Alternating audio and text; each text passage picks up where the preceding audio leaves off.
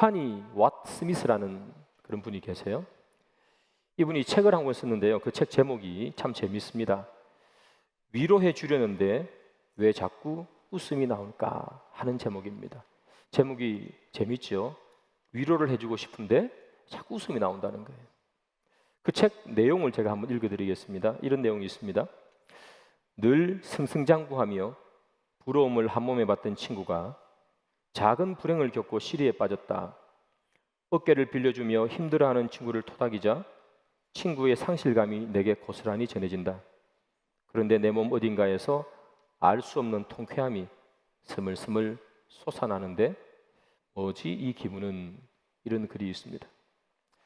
늘 자기보다 한 발짝 앞서는 친구가 있었습니다. 늘 승승장구했던 친구, 때로는 부러웠던 친구인데 그 친구가 작은 아픔에 빠졌어요. 위로해 주는 거죠. 친구야 괜찮아. 다 이런 일도 있지. 그런데 위로해 주는 그 손길 속에 내 마음 속에 뭐가 올라온다고요? 통쾌함이 스물스물 올라오더라 하는 거예요. 여러분들은 이런 기분을 느껴본 적이 없습니까? 아마 없다고 말하실 분은 없을 것 같아요. 친한 친구의 아들이 있습니다. 그 친한 친구의 아들은 우리 아들보다 더 열심히 공부를 해서 공부도 잘하고 그래서 좋은 학교에 이렇게 원서를 넣었습니다. 그런데 그만 그 학교에서 떨어지고 말았어요. 재수를 한다는 소리가 들려옵니다. 그래서 찾아가서 커피를 한 잔 사주며 위로하죠. 괜찮아. 너 아들은 공부를 잘하니까 한 해 동안 열심히 공부하면 이번보다 더 좋은 학교에 갈 거야 라고 위로해 주지만 그러나 그 위로함 속에 우리 마음 속에 스물스물 올라오는 미소, 그것을 우리는 다 경험해 본 줄 알아요. 남의 불행, 남의 아픔, 그것을 위로하면서 내 마음 속에 위로로 포장된 통쾌함과 기쁨, 이런 느낌들을 뭐라고 말하는가 하면 샤덴프로이데라고 부릅니다. 샤덴프로이데. 남의 불행이나 고통을 보면서 느끼는 기쁨을 일컫는 단어입니다. 일본의 뇌과학자가 있습니다. 나카노 노쿠보라는 이 박사님이 이에 관해서 책을 썼는데 그 책 제목이 또한 샤덴프로이데라는 그런 책입니다. 이 책 안에 이런 내용이 있어요. 타인으로부터 인정받을 때 우리는 큰 쾌락을 느낀다. 이 쾌락을 얻는 가장 효율적인 방법은 누군가를 비난하여 사람들의 찬성을 얻는 것이다. 이런 식으로 우리는 정의 중독에 빠진다라는 거예요. 누군가를 비난해요. 당신은 왜 그렇게 정의롭지 못합니까? 당신은 왜 그렇게 비리투성입니까? 비난한다는 거예요. 그런데 나보다 훨씬 뛰어나고 나보다 높은 지위를 가지고 있는 사람을 왜 당신은 그렇게 밖에 살지 못합니까? 라면서 비난하고 다른 사람들이 그 사람을 막 비난할 때 그때 우리 마음속에 있는 통쾌함, 당신은 왜 정의롭게 살지 못합니까? 정의를 부르짖는데 그 정의를 부르짖는 속에 정의를 세우려는 마음이 아니라 정의롭게 살지 못한다고 공격하면서 그러면서 내 마음속에 공격당하는 사람을 보면서 느끼는 기쁨, 그리고 내가 정의롭지 못하다고 공격하면서 그 공격을 통해서 내가 얻는 이익, 정의를 세우려는 마음이 아니라 내 마음이 기쁘고 이익을 얻기 위해 정의를 부르짖는 것들, 우리는 사회에서 얼마나 많이 봅니까? 그것을 샤덴프로이데라 그렇게 부릅니다. 오늘 본문은 이 샤덴프로이데라는 이 내용이요 잘 나타나는 그런 본문이에요. 오늘 본문에 예수님께서 십자가를 지기 위해서 예루살렘으로 내려가고 계시습니다. 그러다가 어떤 한 사람이 예수님을 찾아오죠. 예수님께 이렇게 얘기합니다. 예수님, 제게 형이 있는데 아버지가 돌아가셔서 유산을 나누어야 되는데 형이 유산을 올바르게 나누지 않습니다. 형이 틀렸어요. 형이 올바르게 나누지 않으니 예수님 우리 형에게 찾아가서 틀렸다고 얘기해 주십시오. 잘못된 것을 올바르게 고쳐주십시오. 그렇게 요청을 합니다. 여러분, 유대인들이 이 유산을 상속하는 방식은 사실은 간단합니다. 먼저 자녀들이 이렇게 있으면 딸들은 다 유산에서 상속해서 제외시키죠. 그리고 아들만 남잖아요. 그 아들에게 각각의 몫을, 한 사람의 몫을 다 배분합니다. 그리고 장남에게 한 사람의 몫을 더 줍니다. 이게 유산 배분 방식입니다. 예를 들어서 100만 원이 유산이다. 그러면 10만 원씩 10만 원씩 이렇게 100만 원 이렇게 나눠 줄 거 아니에요. 그죠? 다 똑같이 아들 5명이면 나눠 주는 거예요. 그리고 한 사람의 몫을 더 준다. 이게 유산 방식입니다. 그래서 다른 사람이 다 30만 원씩 받으면 큰아들은 60만 원 받는 그런 개념이 되겠죠. 그런데 아마 형이 이 유산을 자기가 더 많이 가진 것 같아요. 그래서 이 동생이 찾아와서 하는 거죠. 예수님, 올바르게 해주십시오. 여러분, 유대인들이 유산을 이렇게 나누어 가는 그 기준은 어디에 있는가 하면 율법에 있어요. 하나님 말씀에. 그러니까 이 사람이 형이 잘못했어요 라고 얘기하는 것은 또 어떤 의미를 가지는가 하면 형이 율법을 따르지 않아요. 율법에는 이렇게 이렇게 하라고 규정되어 있는데, 또는 우리의 전통에는 이렇게 이렇게 하라고 규정되어 있는데 형이 그것을 따르지 않아요 하는 것이죠. 그러나 그 말씀 속에는 또 무슨 말씀이 들어있는가? 율법이 올바르게 세워지게 도와주십시오 하는 의미가 동시에 들어있겠죠. 그래서 오늘 이 사람이 예수님을 부를 때 호칭을 이렇게 씁니다. 선생님, 이렇게 불렀습니다. 여러분, 선생님이라고 부른 이유는 무엇인가 하면 그 당시 예수님을 사람들은 아주 존경하는 랍비로 생각을 했습니다. 그래서 그에 맞는 호칭인 선생님, 이렇게 부른 것이죠. 예수님 당시의 랍비들은 종종 유대인들의 그런 유산의 문제를 해결해 주었습니다. 왜냐하면 유산 문제 해결이란 결국 율법에 기록되어 있는 대로 해결해야 되기 때문에 율법을 해석하는 사람들이 랍비지 않겠습니까? 그래서 랍비에게 찾아가서 유산 문제를 해결해 주십시오, 그렇게 얘기했던 것이죠. 그래서 이 사람이 예수님께 선생님, 이렇게 불렀던 것이에요. 그 사람은 예수님을 선생님이라고 부르면서 형의 잘못을 고쳐주십시오, 형의 이 잘못된 율법을 바르게 세워주십시오, 이렇게 요청을 했습니다. 자, 그러면 여러분, 잘못된 것을 바르게 해달라는 이 사람의 요청, 예수님께서는 어떻게 대답하십니까? 오늘 본문을 보면 거부하십니다. 아니, 왜 예수님께서 거부하십니까? 잘못된 것을 바르게 해달라고 했는데, 틀린 것을 올바르게 해달라고 했는데, 무너진 정의를 바로 세워달라고 했는데 왜 예수님께서는 거부하시죠? 구하라 그리하면 주실 것이요, 찾아라 그러면 찾을 것이요, 두드리라 그러면 열릴 것이라 주님 말씀하셨는데, 올바르게 해달라고 주님 앞에 구하고 두드렸는데 왜 예수님께서는 거부하십니까? 예수님께서 거부하신 이유를 오늘 본문 15절은 이렇게 기록합니다. 그들에게 이르시되 삼가 모든 탐심을 물리치라. 사람의 생명이 그 소유에 넉넉한 데 있지 아니하니라 하시고, 예수님께서 이 사람의 요청을 거부한 것은 이 사람은 정당한 요구를 하는 것 같습니다. 예수님, 틀린 것을 바르게 세워주십시오, 올바르게 해주십시오. 그러나 그 정의를 세워달라는 그 말 속에 예수님께서는 무엇을 보신 거죠? 탐심을 보셨어요. 탐심을 물리치라, 그렇게 기록되어 있지 않습니까? 예수님께서는 이 사람의 요청 속에 탐심을 본 거예요. 그렇다면 여러분, 유산을 제대로 상속받지 못해서 제대로 내 몫을 달라는 것이 그게 탐심인가요? 여러분들이 만약 1억을 받아야 되는데 1,000만 원밖에 못 받았다면 9천만 원을 제대로 돌려달라는 것이 탐심일까요? 그건 정당한 요구겠죠. 근데 왜 예수님께서는 탐심이라 그러시는가? 예수님이 한 그 다음 말에 답이 있는 것이죠. 우리 15절 다시 한번 띄워주시면 좋겠네요. 사람의 생명이 그 소유에 넉넉한 데 있지 아니하니라. 예수님께서 왜 이 사람을 탐심이라고 규정했는가? 그 사람은 자기의 넉넉함이 소유에 있다고 생각했기 때문입니다. 이 사람은 형이 올바르게 유산을 나누어 주어서 형이 주는 많은 유산을 가지고 그는 그 유산으로 행복하고 즐겁게 기쁘게 살 것이라 생각했습니다. 형이 주는 그 유산, 그것이 자신을 행복하게 하고 기쁘게 하리라 생각했다는 것이죠. 형이 주는 재산이, 넉넉함이 자기를 편안하게 만들어준다고 그는 생각했습니다.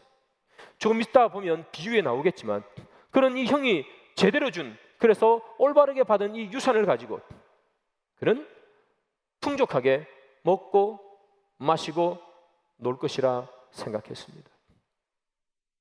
그는 형의 올바르지 않음을 내세웠지만, 그러나 그의 마음속에는 형이 올바로 줘야 내가 그 유산을 가지고 행복하게 기쁘게 놀고 먹고 하면서 살 수 있지 않을까 하는 마음을 가졌던 것이죠. 그것을 탐심이라 주님께서는 말씀하신 거예요. 이 사람은 형을 비난하지 않습니까? 형이 올바르게 유산을 배분하지 않았습니다. 형이 올바르지 않았습니다. 제가 좀 전에 말씀드린 것처럼 샤덴프로이데라는 것입니다. 형의 올바르지 않음을 공격하면서 올바름을 세우려는 것이 그의 목적이 아니라, 형이 올바르게 주는 그 유산을 가지고 그는 이 유산이 나를 풍성하게 하고 나를 살찌우게 하고 나를 즐겁게 하고 나를 기쁘게 할 것이야 라고 생각했습니다. 그것을 가지고 먹고 놀리라. 사랑하는 여러분, 사실 우리에게 밀려들어오는 그 이 대부분의 죄는요, 아름다움과 경건함과 미덕으로 포장되어서 우리에게 옵니다. 우리는 종종 자녀들에게 이렇게 얘기합니다. 다 너 위해서 하는 말이야 라고 얘기합니다. 다 너 위해서 공부하라는 거야.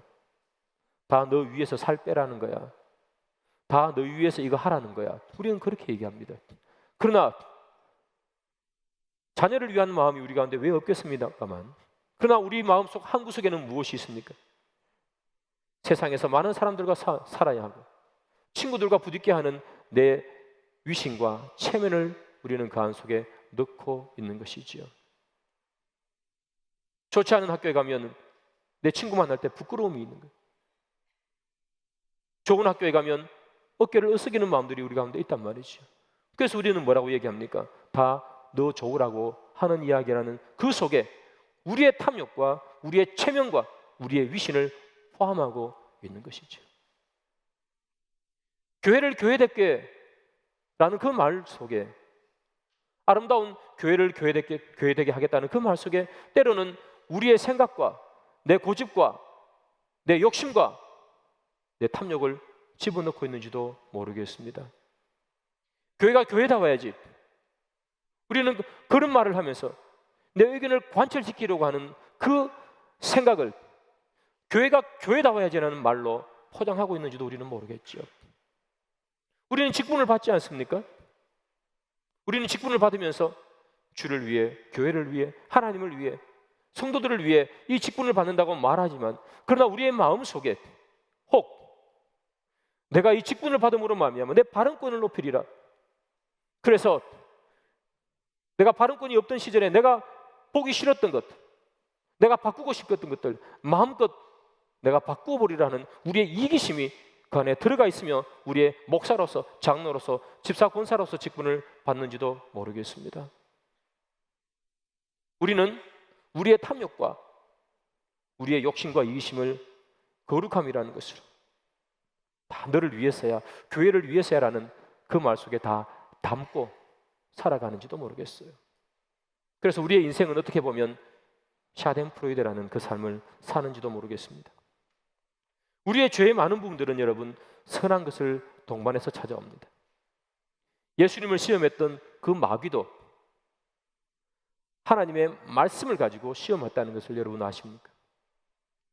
예수님께서 40일 금식하고 난 후에 마귀에게 시험을 받을 때 마귀는 예수님을 신명기의 말씀을 가지고 시험합니다. 신명기의 말씀, 이런 말씀 가지고 이거 어떻게 시험하느냐? 사탄은 이렇게 얘기하죠. 내가 만일 하나님의 아들이거든 성전 꼭대기에서 뛰어 내려보라. 천사가 너 두 발을 받쳐주지 않겠니?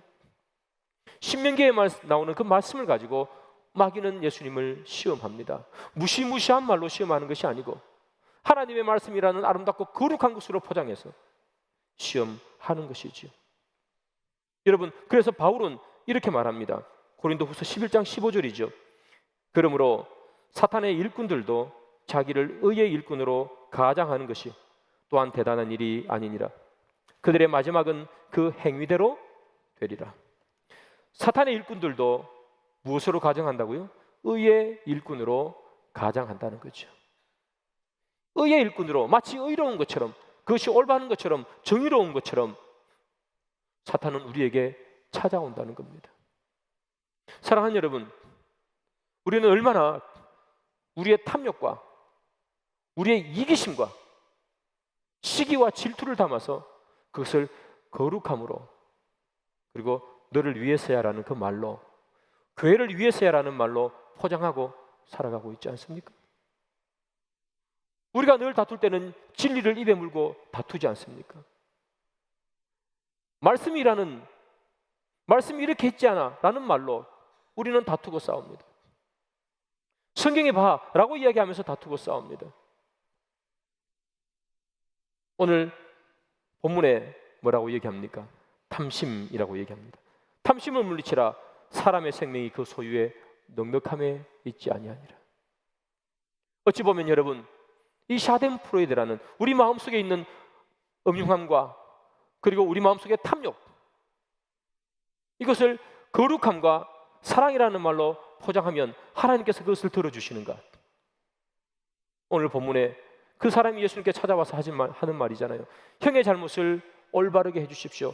그러나 주님은 그 사람의 탐심을 보고 거절하시죠. 우리 마음속에 그런 탐심을 가지고, 우리 마음속에 그런 이기심과 시기심을 가지고 사람은 모를지라도 주님께 나가면 주님께서 왜 알지 못하겠습니까? 그것을 가지고 우리가 아무리 기도한들 주님께서 들어주시겠습니까? 예수님께서 하시는 말씀이 있지 않습니까?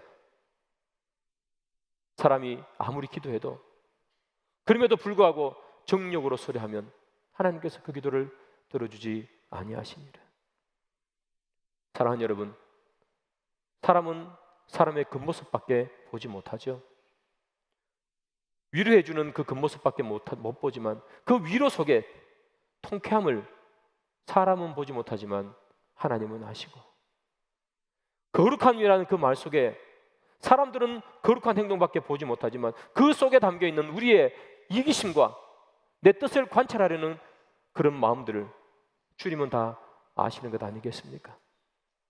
그래서 사랑하는 여러분, 저와 우리 모두가 주님 앞에서 끝이 아니라 속까지도 정결하고 깨끗한 사람이 되어야 하겠습니다. 그렇지 않으면 주님께서 우리의 기도를 들어주시지 아니하신다. 그런 말씀을 하시죠. 예수님께서 자기를 찾아온 사람에게 요청을 거부하면서 그 사람이 도대체 무엇이 잘못됐는지 더 정확하게 말씀하기 위해서 비유 하나를 들어주십니다. 이 비유에는 한 부자 농부가 나옵니다. 이 비유를 우리는 어리석은 부자의 비유라 보통 그렇게 부르지요. 이 농부가 농사를 열심히 지었습니다. 근데 그해 풍년이 들었습니다. 얼마나 많이 이 수확물을 수확했는지 알 수가 없습니다. 가만히 보니까 원래 있던 곡식 창고에 그 수확했던 그 곡식을 넣으려고 했더니 어림도 없는 거예요. 너무나 많이 이 수확을 했기 때문이죠. 그래서 이 사람이 생각합니다. 옛날에 저 작은 곡간으로는 이 많은 수확물을 넣어 놓을 수가 없겠구나. 새로 큰 그런 곡간을 지어야 되겠다 생각했습니다. 근데 여러분, 오늘 비유에 보면 예수님께서 큰 곡간을 짓는 이 부자를 질책하십니다.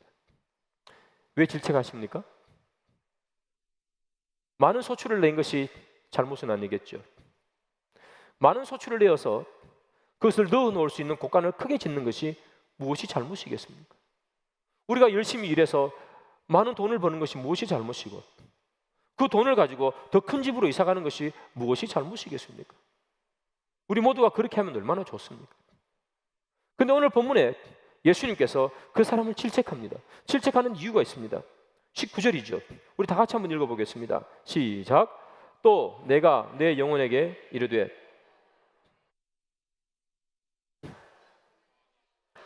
먹고 마시고 즐거워하자 하리라 하되. 이 부자는 큰 곳간 안에 재물을 쌓아두고 싶었습니다. 그리고 그 재물을 자신만을 위해서 쓰고 싶었습니다. 자신만을 위해 사용할 때 그 재물은 자기를 평안하게 하고 그리고 기쁘게 만들어줍니다. 그래서 그는 생각합니다. 이 곳간에, 큰 곳간 안에 많은 곡식은 나로 하여금 먹고 마시고 쉬고 놀게 해주는구나. 그는 그렇게 생각했던 것이죠. 곡간을 크게 지으면 크게 지을수록, 그리고 곡식이 많이 그 안에 넣으면 넣을수록 그는 더 깊이 생각했을 것입니다. 이 많은 곡식, 이 많은 것들을 내가 다 가지고 살면 얼마나 행복하고 얼마나 든든하고 그리고 얼마나 기쁠까. 나는 먹고 쉬고 마시고 놀 것이야. 예수님께서는 그것을 탐심이라 말하지 않습니까? 여러분, 무엇이 탐심입니까? 많은 돈을 버는 것이 탐심은 아닙니다. 많은 재물을 모르는 것이 무엇이 탐심입니까? 우리는 많은 돈을 벌 수 있고 많은 돈을 모아야 되겠죠. 버는 족족 다 써버리면 그것이 이상한 것 아니겠습니까? 탐심은 많은 것을 모으는 것, 많은 것을 버는 것이 탐심이 아니라 모으고 가지고 있는 그것을 통해서 내가 이것을 가지고 이것이 나에게 행복을 주리라. 내가 더 많이 모으면 더 많이 모을수록, 곡간을 크게 지으면 크게 지을수록 나에게 더 큰 기쁨을 주리라. 나는 더 행복하리라. 나는 이것을 바라보면서 먹고 마시고 쉬리라 생각하는 그것이 탐심이라는 거예요. 그 모든 것이 다 자기를 위해서 마치 있는 것처럼. 그래서 오늘 본문에 21절에 이렇게 말하지 않습니까? 자기를 위하여 재물을 쌓아두고 하나님께 대하여 부여하지 못한 자와 이와 같다. 그는 그 모든 것이 자기 것이라고 생각했습니다. 그리고 조금이라도 빠져나가면 자기의 행복과 기쁨과 즐거움이 빠져나가는 만큼 사라질 것이라고 생각했겠죠. 그는 그가 놓아놓은 그 곳간에 있는 많은 곡식이 자기를 행복하게 해준다고 생각했을 것입니다. 그래서 그는 하나님께 아무것도 드리지 못하는 자가 되었습니다. 하나님께 부여하지 못한 자가 되어버린 것이죠. 예수님께서 이런 자에게 뭐라고 얘기하십니까?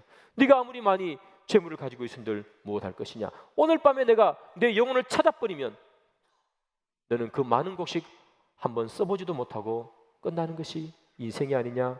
그렇게 말씀하는 거예요. 이것이 바로 탐심이라는 것입니다. 사랑하는 여러분, 이 부자는 알아야 했습니다. 무엇을 알아야 했는가? 그가 가지고 있는 그 많은 부요함이 하나님의 은혜 때문에 왔다는 사실을 그는 알아야 했습니다. 하나님의 은혜 아니고서는 그 많은 소출을 누리지 못했음을 그는 고백했어야 됐습니다. 그리고 탐심이 아니라 그가 가진 것을 하나님께 드릴 수 있어야 했습니다.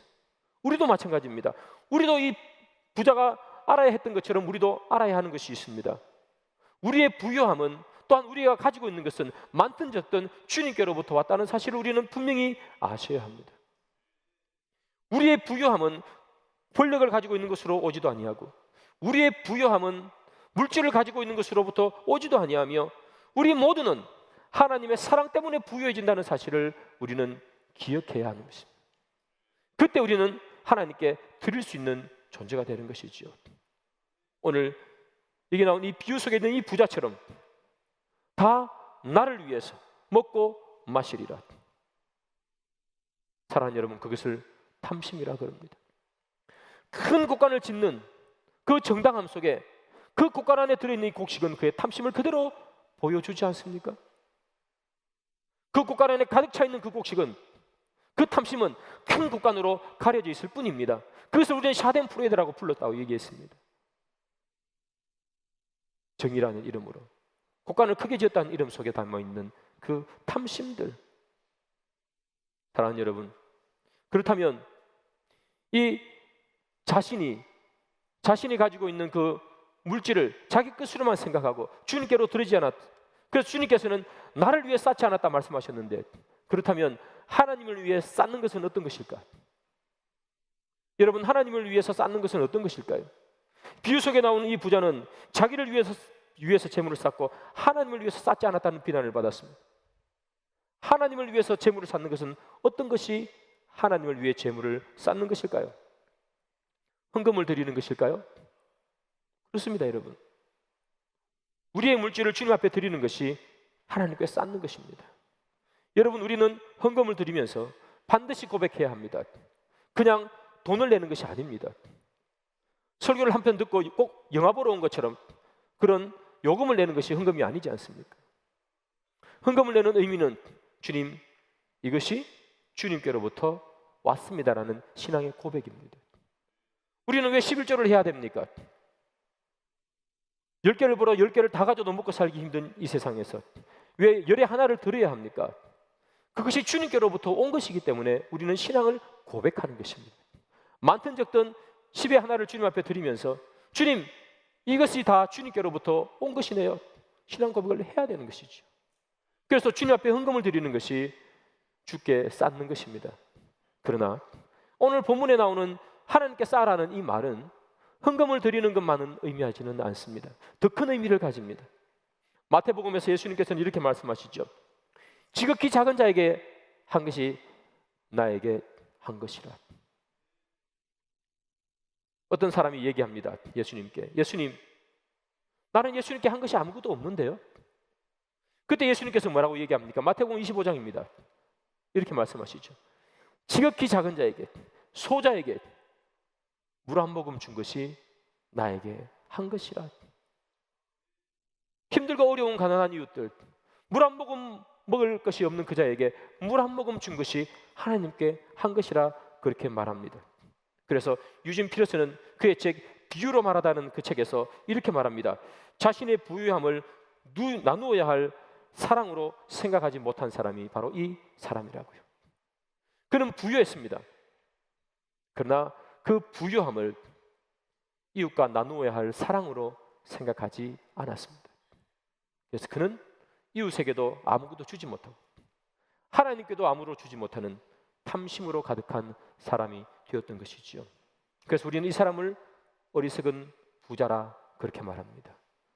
사랑하는 여러분, 우리가 가지고 있는 것들 많건 적건 누구에게서 온 것입니까? 주님으로부터 우리에게 온 것이지요. 우리만 쓰라고 주님께서 주신 것이 아닙니다.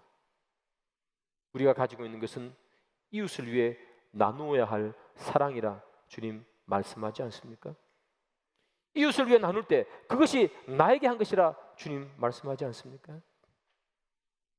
오늘 본문에 예수님을 찾아온 사람이건 아니면 이 비유 속에 나오는 이 부자이건 둘 다 동일한 것이 있습니다.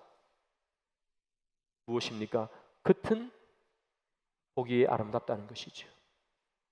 예수님을 찾아온 사람은 얘기합니다. 잘못을 고쳐주십시오. 틀린 것을 바르게 해주십시오. 그것이 얼마나 정당한 요구입니까? 곡식이 많이 수확을 냈으니 큰 창고를 진단다는 것, 그것이 얼마나 정당한 생각입니까? 그러나 그 속에 들어가 있는 것은 무엇이죠? 탐심들.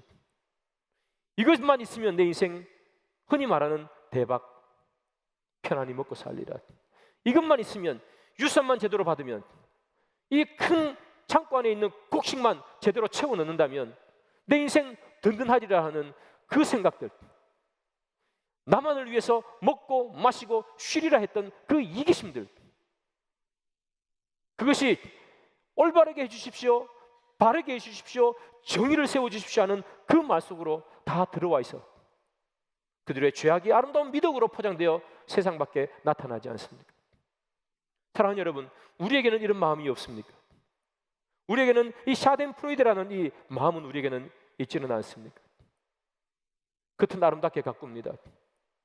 겉은 아름답게 가꾸어서 주를 위해서, 교회를 위해서, 너를 위해서 우리는 그렇게 말하지만, 그러나 그 마음 속에, 그리고 그 말 속에 숨어있는 우리의 음흉한 탐욕과 질투심과 시기심과 욕심들을 우리는 다 가지고 있지 않습니까? 주님 뭐라고 말씀하십니까? 내 영혼을 도저 찾으니 그러면 내 준비한 것이 무엇이 되겠느냐? 사랑하는 여러분, 주님은 우리의 마음을 아십니다. 사람은 그 모습밖에 보지 못하겠죠. 교회를 위해서 합니다, 너를 위해서 하는 것이야, 하나님 말씀입니다 라고 우리는 말할 수 있겠지만, 그래서 우리는 그것밖에 보지 못하겠지만 우리 주님은 우리의 속마음을 아시고 그 속에 남아있는 우리의 나쁜 죄악들, 우리의 탐욕들을 주님은 꿰뚫고 보시는 것이지요. 그래서 사랑하는 여러분, 우리가 주님 앞에 기도하고 또 주님 앞에 아뢰기를 바랍니다. 주님, 내가 이 샤덴프로이드라는 이 말이 오늘 본문에 나온 이 부자처럼, 이 사람처럼 주님, 내가 그렇게 살지 않도록 도와주십시오. 그치 정결할 뿐만 아니라 내 안도 정결하게 해주십시오. 우리가 지난주와 지지난주 2주 동안 외식이라는 바리새인의 외식에 대해서 살펴봤지 않습니까? 왜 손 씻지 않고 밥을 먹습니까? 우리 그것을 살펴봤지 않습니까? 오늘 본문에 나오는 이것 또한 또 다른 외식이라 말할 수 있지 않겠습니까? 겉을 거룩함으로 아름다움으로 포장하고 내 속에는 오만 이기심과 추악함이 다 들어있음에도 불구하고, 사랑하는 여러분, 사람은 중심을 보지 못합니다.